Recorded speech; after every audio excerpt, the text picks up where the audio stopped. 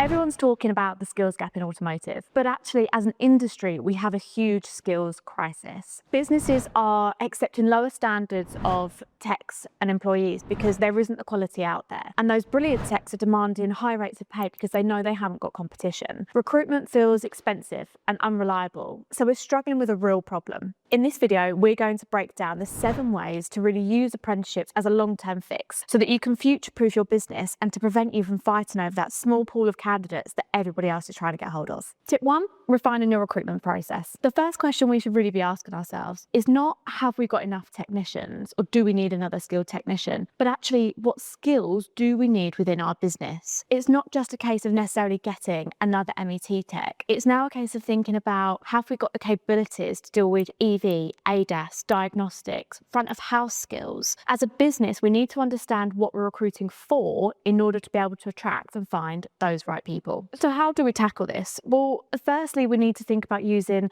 language that candidates really understand and resonate with. They don't know what a VDA means. They don't know what an MET does. So there's no point just advertising vacancies using acronyms or abbreviations. Let's think about maybe a diagnostic role.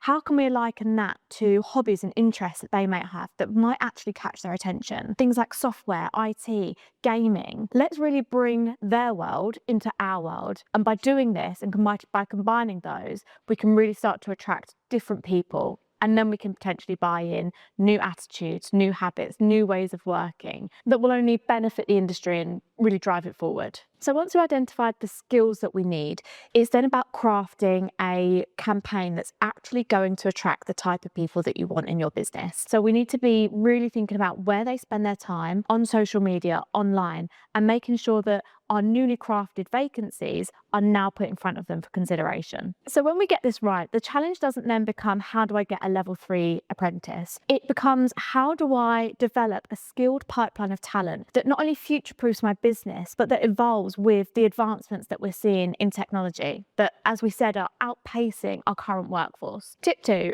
recruitment alone won't fix the problem. Technicians and good senior staff members are calling the shots. They know that there's a limited talent pool out there, so they're able to demand higher rates of pay because employers haven't necessarily got much option. And actually, that talent that you're buying in at a premium, is it really fit for your business needs of today? Yes, you might have a master tech with 15, 20 years experience, but actually are they on top of the evolution of today's world in terms of technological advancements, software, calibrations, ADAS? Potentially not. By investing in apprentices, you're able to develop a pipeline of skilled talent to take your business forward. A lot of the friction and the hesitation comes around taking on a qualified tech who can hit the ground running versus the time and energy that potentially is needed for an apprentice. But doing things differently, having the right support in place, setting up the right frameworks, structure and process means that you're setting up your apprentice for success and you're able to achieve long-standing staff members that are really bought into your ideas, your way of doing business,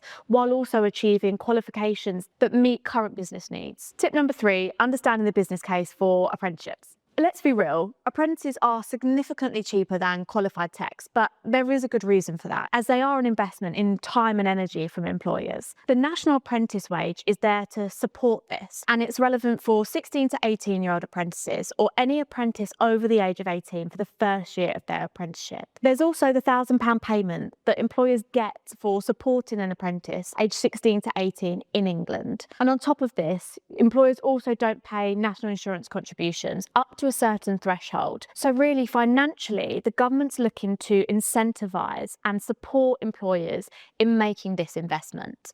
But actually, probably one of the biggest benefits is when it comes to training costs. And actually, a misconception is that these are down to the employer to fund. But this isn't true. Government covers training costs. And there's a few different ways that this gets broken down. There's also the opportunity to look at levy transfer. So in light of all of this, you can now see and hopefully understand the financial incentives and the benefits of bringing apprentices into your business. Tip 4 is design an apprenticeship program, not just a vacancy. So rather than thinking about your next apprentice as just a job role or a quick fix, let's actually think about the knowledge, skills and behaviours that you want that apprentice to have to develop and to bring to your business what the skills are that you don't currently have, the holes that you're potentially missing within your growth plans, and how apprenticeships can work as a solution for that, not just a knee-jerk reaction. Start with, what does this apprentice, what are they actually going to be doing day to day, on month 3, month 6, month 12?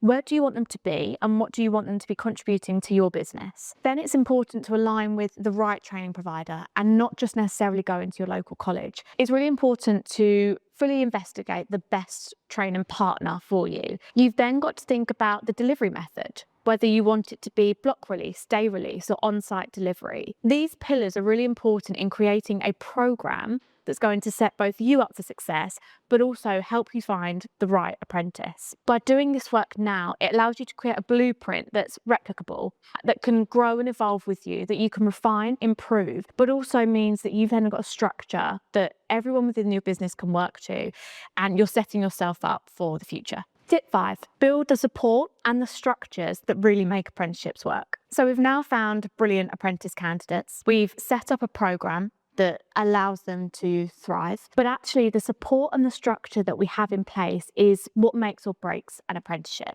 If we're not doing this properly, apprentices leave. And actually we know that the biggest reason for dropouts is because apprentices don't feel like they have the support they need in the workplace and because they don't see a clear path to progression. And actually as an employer, the more that you're able to support them with that, you get them productive more quickly, which ultimately means more profit for your business. And one of the best ways to do this is with regular scheduled reviews. Often in the tri-party agreement of employer, training provider and apprentice, everybody's so focused on doing what they need to do. So the training provider delivering first-class training, the employer running a successful business, and the apprentice who's just navigating this new world of work. That communication, visibility, structure can fall by the wayside.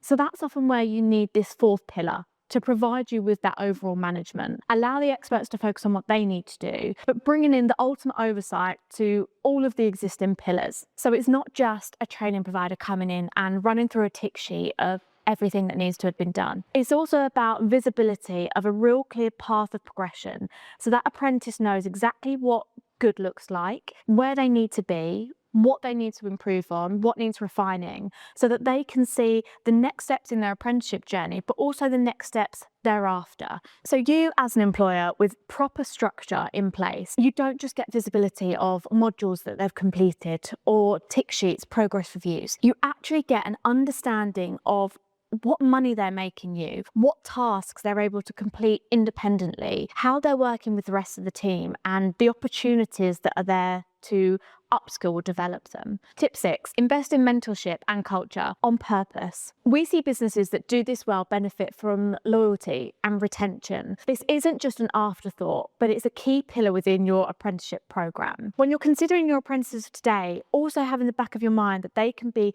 the mentors of tomorrow. They're the ones that are really going to be leading your teams forward. Employers are often frightened that they're going to invest time and energy and money into an apprentice and they leave. But one of the biggest hacks that we see employers using is great mentorship. We know apprentices who owe their whole career journey because of that first mentor they were set up with. Firstly, seriously think about who you're matching in terms of the mentor and the apprentice. The brilliant tech within your business might not be the best mentor. Mentors, similarly to apprentices, need to have the time allowances to really be able to do this properly. So we can't be expecting somebody to take an apprentice under their wing while still having the same productivity targets. So what does a great mentor really look like? Well, in line with the rest of the video, there is no one size fits all. It takes us back to that recruitment piece. Point 1 in the program, understanding the skills that you're recruiting for so you're able to find the right type of person to bring into your business. This then allows you to match them with the brilliant person that's already in your team to support them as a mentor. That brings us on to tip 7. Measure the return and commit for the long term. So we know that it's taken us 10 years to get to this point.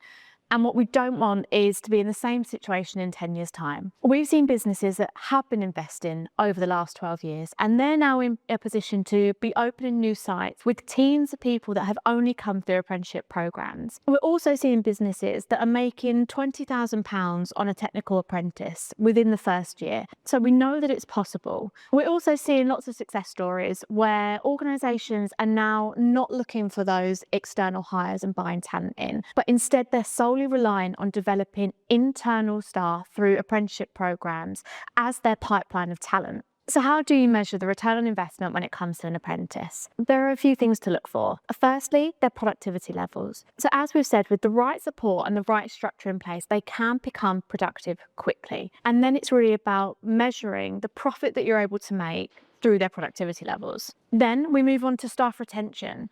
So looking at your existing team members, who's come through an apprenticeship program and who's still with you, what has their development journey looked like? If you're building teams and promoting your team members internally that have been through apprenticeship programs, that's a huge success. We know there are businesses out there that aren't struggling to get great candidates, nor are they struggling to keep them because they've invested in a program, they've refined it, things are improving, and they're building the future of their business. And you can absolutely do that too. How? Well, firstly, redefine what the skills problem in your business is, not just the wider industry. And then don't just rely on external recruitment to patch over gaps. Understand the real business case and funding when it comes to apprenticeships and start treating them as a long-term solution. Put real structure in place and think about the culture that you're building and align that with great mentorship.